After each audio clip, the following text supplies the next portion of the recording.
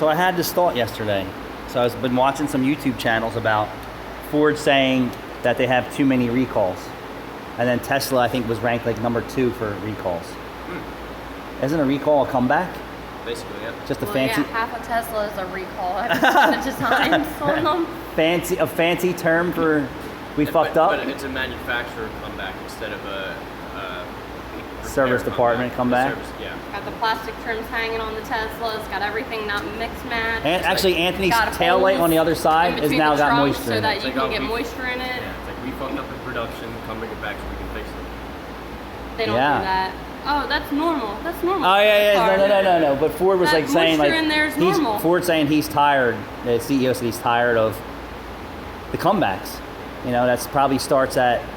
I would bet you it's probably installation error too, because we've seen that on Allie's Dodge where they put the hose clamp in the wrong position and it rubbed through the heater line, which they refused to fucking pay for that at Barbera. Refused. I said, do you show them my video? They don't care. They don't want to see it. I'm like, I said, I would get an attorney. I said, I told you I could fix it for a couple $100. She's got a good attorney. I said, use them. Right, I would. But yeah. But then he's saying, we don't really have the slices of it. I would bet you there's so many human errors and machine errors that they're just blanketing them into a recall. Like Ford's saying their fucking cars were catching on fire because of an injector problem. And what they're doing now is they're replacing the injectors. And then these are probably high pressure systems, right?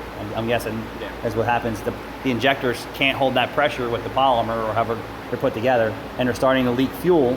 And then now what they're doing is on the specific models, they're putting like a drain tube so that if it does leak fuel, it goes down like a slide and away from things that cause it to catch on fire. I mean, that's great, right? My car could still leak fuel after we're done. Like that's not a fix. That's a Band-Aid. Right.